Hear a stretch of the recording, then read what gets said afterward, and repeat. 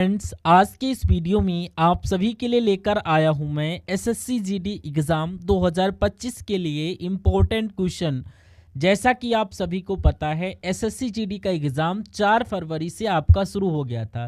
तो 4 फरवरी का तो हो ही गया, बाकी सारी आपकी मेरे भाई सारी की सारी शिफ्टें आपकी 18 फरवरी तक, यानी कि लगभग आपकी 18 तारीख तक की सारी शिफ्टें आपकी कंप्लीट हो चुकी हैं। तो एक अंदाज़ा लग चुका है कि एसएससी जीडी में किस प्रकार के क्वेश्चन पूछे जा रहे हैं। तो अब जिनका भी पेपर आगे आने वाले दिनों में है, जैसे कि किसी बच्चे का पेपर 21 को है, किसी का 25 को शेष बचा हुआ है, तो सारे के सारे स्टूडेंट क्या करेंगे, वो सारे के सारे स्टूडेंट इस वीडियो को लास्ट तक देख लेना। आपको समझ में आ जाएगा कि एसएससी जीडी के पेपर में क्या क्या पूछा जा रहा है। तो मेरे भाई, वीडियो को शुरू करने से पहले सभी स्टूडेंट कमेंट कर दीजिए कि आपका पेपर मेरे भाई कब है, कौन सी डेट में आपका पेपर है। तो स्टार्टिंग करते हैं वीडियो की। पसंद आए तो लाइक और चैनल को सब्सक्राइब कर देना। आ जाओ। कह रहा, दी गई आकृति में कितने त्रिभुज हैं? फटाफट इस आकृति को बताओ कि इस आकृति में आपको कितने त्रिभुज देखने को मिल रहे हैं। देखो फटाफट से बताइए, यानी कि इसमें आपके 19 हैं त्रिभुज, या 20 हैं, या 15 हैं, या 17 हैं। तो सारे के सारे स्टूडेंट कमेंट करो कि दी गई आकृति में कितने त्रिभुज हैं। अब मैंने आपको बताया था कि जब भी कोई ऐसी आकृति तुमको देखने को मिले तो इसमें भाई कितने त्रिभुज होते हैं आपके, तो इसमें मेरे भाई यहाँ पर 8 त्रिभुज होते हैं। अगर ऐसी देखने को मिल जाए तो इसमें आपके 12 हो जाएंगे। एक लाइन और खींच दी जाए तो आपकी यहाँ पर 16 त्रिभुज हो जाएंगे। तो आपको समझ में आ गया कि ये जो चीज़ आपके सामने दी गई है, इसको ध्यान से देख लो। इसमें मेरे भाई कितने त्रिभुज हैं? सर इसमें टोटल आपके 16 त्रिभुज हैं। कितने? इसमें टोटल तुम्हारे 16 त्रिभुज हैं। तो 16 तो ये हो गए आपके। अब 16 के बाद में ये आपका 17, ये आपका 18 और ये आपका 19। तो इसका मतलब इसमें टोटल कितने त्रिभुज हैं? 19 त्रिभुज हैं। जिन्होंने ए आंसर दे दिया उनका सही, बाकी सबका हो जाता है गलत। अगला क्वेश्चन देखो, यदि दी गई आकृति को मोड़कर एक घन बनाया जाए तो कौन सा फलक इस वाली आकृति के विपरीत होगा? तो मेरे भाई फटाफट से कमेंट कर दो, और कौन सा इसमें फलक है जो इस वाली आकृति के विपरीत होगा। लगभग लगभग एसएससी जीडी के पेपर में 2 क्वेश्चन किससे पूछे जा रहे हैं? पासे से पूछे जा रहे हैं। लगभग 2 क्वेश्चन आपके किससे पूछे जा रहे हैं? पासे के पूछे जा रहे हैं। तो बताओ आंसर क्या होगा। अब देखो, जब भी मेरे भाई यहाँ पर ओपन डाइस आपके सामने दिया होगा, खुला फासा दिया होगा, एक फलक छोड़कर एक फलक उल्टा होता है। मतलब सर इसका उल्टा क्या होगा? ये होगा। तो जिन्होंने आंसर दे दिया ऑप्शन सी उनका सही, बाकी सबका हो जाता है गलत। इसी का आंसर हमको निकालना था। इसका उल्टा क्या हो गया? ये हो गया। जिन्होंने सी आंसर दे दिया उनका सही है, बाकी सबका हो जाता है गलत। वीडियो में आगे बढ़ने से पहले जो भी स्टूडेंट एसएससी जीडी 2025 की तैयारी कर रहे हैं, तो आप सभी के लिए जीके जीएस का पीडीएफ तैयार कर दिया गया है केवल 50 रुपीज़ में। इस पीडीएफ में मेरे भाई आपको हिस्ट्री, पॉलिटी, स्टैटिक, जीके के एक्सपेक्टेड क्वेश्चन मिलने वाले हैं, वो भी 35 से ज़्यादा टॉपिकों के। तो जिन भी स्टूडेंट को चाहिए मेरे भाई, इन नंबरों पर व्हाट्सएप मैसेज करके ओनली 50 रुपीज़ में जीके जीएस का पीडीएफ ले सकते हैं। मेरे भाई काफ़ी ज़्यादा इंपॉर्टेंट ये पीडीएफ है, और भाई बहुत ही सरल लैंग्वेज में इस पीडीएफ को लिखा गया है। इस पीडीएफ में आप ट्रेन में बैठकर, बाइक में बैठकर, या पेड़ पर सोते जगते, या कैसे भी करके आप इस पीडीएफ को पढ़ सकते हैं। बहुत ही इजी लैंग्वेज में इस पीडीएफ को डिज़ाइन किया गया है। और मेरे भाई यहाँ पर आपकी एग्ज़ाम में चाहे 2 दिन का टाइम हो, चाहे 4 दिन का टाइम हो, आप इस सेशन को ज़रूर वॉच कर लेना। आपने जितना आपने पढ़ा उसका आप रिवीजन तो कर सकते हैं। ओनली आपको इतना काम करना है। जिनको भी चाहिए यहाँ पर आप लोग विजिट करके सारा का सारा देख सकते हैं। ठीक है, बढ़ते हैं नेक्स्ट क्वेश्चन की तरफ। अगला क्वेश्चन देखिए मेरे भाई, क्या कह रहा है कि यदि किसी निश्चित कूट में ब्रिज को इस तरीके से लिखा जाता है तो बताइए पावर को कैसे लिखा जाएगा। सभी स्टूडेंट कमेंट करिए, इस सवाल का राइट आंसर आप लोगों का क्या होगा। बिल्कुल फटाफट आप लोग कमेंट करो, इस सवाल का राइट आंसर क्या होगा। अगर ब्रिज को इस तरीके से लिखा जाए तो बताइए पावर को कैसे लिखा जाएगा। आप बोलोगे सर ये सवाल तो हमारा बहुत ईजी है, ये सवाल तो हमारा बहुत ईजी है। कैसे आसान है वो देखो भाई। यहाँ पर तुम्हारा बी दिया गया है, बी से पहले ये आता है और बी के बाद में सी आता है। सर ए सी हो गया। जैसे यहाँ पर आर है, आर से पहले क्यू और आर के बाद में एस। जैसे यहाँ पर आई है, आई से पहले एस और आई के बाद में जे। तो ये भाई आपके अक्षर हैं। अब हम लोग देख लेते हैं। देखिए इसमें देखिए, इसमें आपके पी से पहले क्या आता है सर, ओ आता है, और पी के बाद में क्या आता है, क्यों आता है। ठीक है भाई, ओ से पहले क्या आता है, ओ से पहले सर एन आता है, ओ के बाद में पी आता है, तो मेरे भाई एन पी आएगा। एन पी आएगा मतलब कि ये तो तुम्हारा गलत हो गया।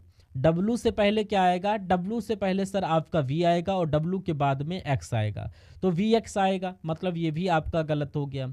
ई से पहले डी आएगा, और ई के बाद में एफ आएगा, मतलब मेरे भाई यहाँ पर ई एफ। इसका मतलब ऑप्शन नंबर बी हम लोगों का क्या होगा, राइट आंसर होगा। O Q N P V X, और ये जिन्होंने आंसर ये दे दिया ऑप्शन नंबर बी उनका सही है, बाकी मेरे भाई सभी का हो गया गलत। जिन्होंने वी आंसर दे दिया उनका सही है, बाकी मेरे भाई सभी का हो गया है गलत। तो एक अक्षर पहले का, एक अक्षर बाद का, एक अक्षर पहले का, एक अक्षर बाद का, एक पहले का एक बाद का, बस बात खत्म, बी आंसर होगा। अगला क्वेश्चन देखो मेरे भाई, नीचे दिए गए वेन आरेख को संगीत विद्यालय के कलाकारों को दर्शाता है, तब कितने गायक, पियानो वादक और गिटार वादक भी हैं, लेकिन यहाँ पर कौन नहीं है, ये आपके ड्रमर नहीं। यानी कि कितने ऐसे गायक हैं जो पियानो भी बजाते हैं, गिटार भी बजाते हैं, लेकिन ड्रम नहीं बजाते हैं। तो सारे के सारे स्टूडेंट बताइए इस क्वेश्चन का राइट आंसर क्या होगा। देखो भाई, यहाँ पर ड्रमर नहीं होना चाहिए, यानी कि देखिए ड्रमर किसको दर्शाएगा मेरे भाई, यहाँ पर किसको, यानी कि इस गोले को, यानी कि इस गोले के अंदर जो भी आएगा वो तुम्हारा आंसर नहीं हो सकता, क्योंकि सवाल में बोला गया है कि ड्रमर नहीं है। यानी कि गोला किसको दर्शाता है, ड्रमर को दर्शाता, तो सर ये तो आंसर हो ही नहीं सकता है। अब तुमसे पूछा गया है गायक, यानी कि गायक है तो इसके अंदर आना चाहिए, किसके, इसके अंदर आना चाहिए, मतलब ये जो चतुर्भुज है वर्ग है ये गायक को दर्शाता। अब गायक तो होना चाहिए पियानो वादक और गिटार वादक। या तो ध्यान से देखिए, ये जो पांच है ना, ये पांच, इसको ध्यान से देख लिए मेरे भाई, ये आपका इस वर्ग के अंदर भी आ रहा है, और ये इस आयत के अंदर भी आ रहा है, और ये मेरे भाई ये इस त्रिभुज के अंदर भी आ रहा है। इसका मतलब पांच आंसर होंगे। तो गायक होना चाहिए, मतलब कि वर्ग के अंदर आना चाहिए। पियानो वादक होना चाहिए, मतलब कि त्रिभुज के अंदर भी होना चाहिए। और मेरे भाई गिटार वादक है, यानी कि आयत के अंदर भी आपका होना चाहिए। तो इन पांच ही हैं ऐसे जो मेरे भाई आपका वर्ग के अंदर भी आ रहा है, और ये तुम्हारे आयत के अंदर भी आ रहे हैं, और ये आपका त्रिभुज के अंदर भी आ रहा है। तो जिन्होंने आंसर दे दिया पांच, उनका सही है, बाकी सबका हो जाता है गलत। अगला देख लो, यहाँ पर कह रहा है कि उस संख्या की पहचान कीजिए जो निम्नलिखित श्रृंखला से संबंधित नहीं है। बताओ मेरे भाई इस सवाल का राइट आंसर क्या होगा, कितने स्टूडेंट हैं जो इस क्वेश्चन का राइट आंसर करेंगे, फटाफट कमेंट कर दीजिए इस सवाल का राइट आंसर क्या होगा। उस संख्या की पहचान कीजिए जो निम्नलिखित श्रृंखला से संबंधित नहीं। बताओ मेरे भाई, यहाँ पर 29 नहीं है, 54 नहीं है, 58 नहीं है, 31 नहीं है। फटाफट से इस सवाल का लॉजिक ढूंढो और बताओ राइट आंसर क्या होगा।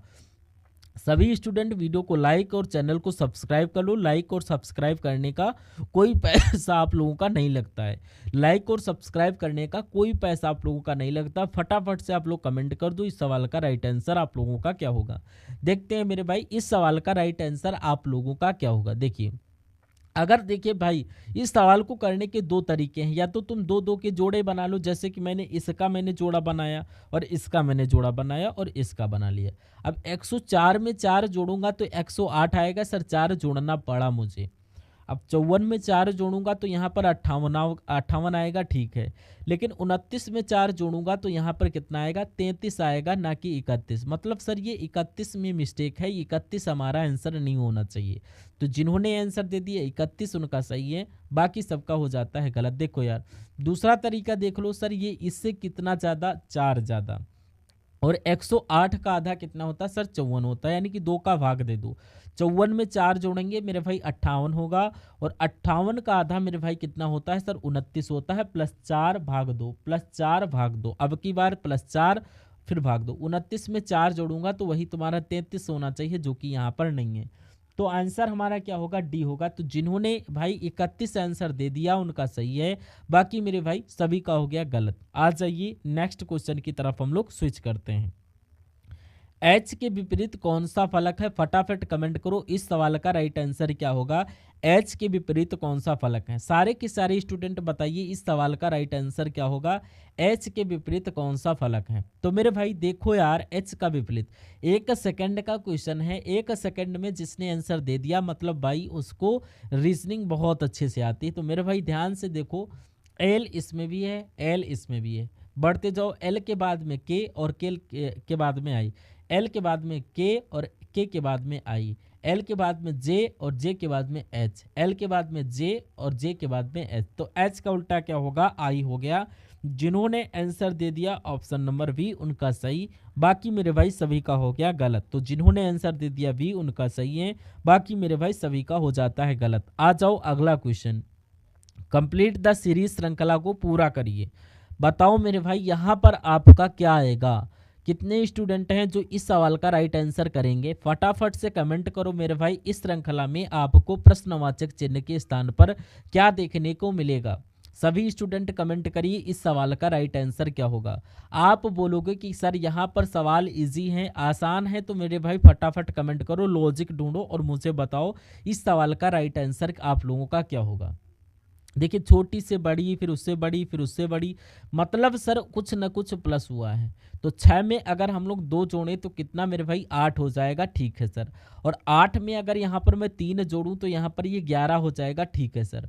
और 11 में अगर मैं 5 जोड़ूं तो मेरे भाई 16 हो जाएगा, हाँ सर हो जाएगा। तो सर ये सारी कैसी, यानी कि अभाज्य संख्याएं, 2 में भी किसी का भाग नहीं जाता, 3 में भी किसी का भाग नहीं जाता, 5 में भी किसी का भाग नहीं जाता। तो अब मेरे भाई 5 के बाद में 6 का तो भाग जाता है, लेकिन 7 में किसी का भाग नहीं जाता है। तो मेरे भाई 7 अब इसमें क्या कर दो, जोड़ दो। 16 में अगर मैं 7 जोड़ूंगा तो यहाँ पर 23 आंसर हो जाएगा, यही तुम्हारा आंसर है। तो यहाँ पर 23 आपका आएगा। 23 के बाद में इसमें आपको 11 जोड़ना पड़ेगा, ये भी अभाज्य संख्या है। इसमें 13 जोड़ना पड़ेगा, ये भी अभाज्य संख्या। और इसमें आपको कितना जोड़ना पड़ेगा सर, इसमें आपको 17 जोड़ना पड़ेगा, ये भी एक अभाज्य संख्या है। तो मेरे भाई पहले 2 जोड़ो, फिर 3, फिर 5, फिर 7, यानी कि ये एक अभाज्य संख्या जोड़नी पड़ेंगी। यानी कि 16 में 7 जोड़ेंगे 23 आंसर होगा। बात खत्म, क्लियर है। तो क्लास अगर आपको पसंद आ रही तो वीडियो को लाइक और चैनल को सब्सक्राइब कर दो मेरे भाई। लाइक और सब्सक्राइब करने का कोई पैसा आप लोगों का नहीं लगता। आ जाओ मेरे भाई, यहाँ पर उस आकृति का चयन करो जो निम्नलिखित आकृति श्रृंखला में आगे आएगी। बताओ मेरे भाई, प्रश्नवाचक चिन्ह के स्थान पर इनमें से आपको कौन सी आकृति देखने को मिलेगी? सारे के सारे स्टूडेंट कमेंट करो, इस सवाल का राइट आंसर आप लोगों का क्या होगा? फटाफट कमेंट करो, इस सवाल का राइट आंसर क्या होगा? आप बोलोगे कि सर ये सवाल तो हमारा बहुत आसान है, ये सवाल तो मेरे भाई यहाँ पर बहुत आसान सा क्वेश्चन है। अब कैसे आसान है उसकी बात कर लेते हैं मेरे भाई। अब उसकी बात करते हैं। देखिए, यहाँ पर अगर मैं देखूँ तो यहाँ पर ये जो पंचभुज है ये तो बाहिर बाहिर है, और इसमें भरे मेरे भाई सबसे अंदर चला गया, यानी कि इसमें पहले नंबर पर आ गया, इसमें दूसरे नंबर पर, और इसमें किस पे आएगा ये सर, फिर से हमारा तीसरे नंबर पर आ जाएगा, ठीक है। तो पंचभुज बाहर आएगा सर, इसमें तो पंचभुज बाहर है ही नहीं, तो इसमें मतलब ये गलत कर दिया। अब इसमें देखो, यानी कि त्रिभुज पहले नंबर पर, और इसमें त्रिभुज दूसरे नंबर पर, और इसमें त्रिभुज तीसरे नंबर पर, तो इसमें त्रिभुज फिर से पहले नंबर पर आएगा। यानी कि सबसे अंदर आपका त्रिभुज इसमें है नहीं, तो मतलब ये भी तुम्हारा हो गया गलत। यानी कि मतलब ये भी आपका हो गया गलत। तो अब आप बोलोगे कि सर ये दोनों ऑप्शन तो हमारे क्या हैं, सेम है, लेकिन सेम नहीं है। इसमें देखो ए है, और इसमें ए बी है, और इसमें ए बी सी है, तो इसमें भी हमारे भी ए बी सी डी होगा। जिन्होंने डी आंसर दे दिया उनका सही है, बाकी मेरे भाई सबका हो गया गलत।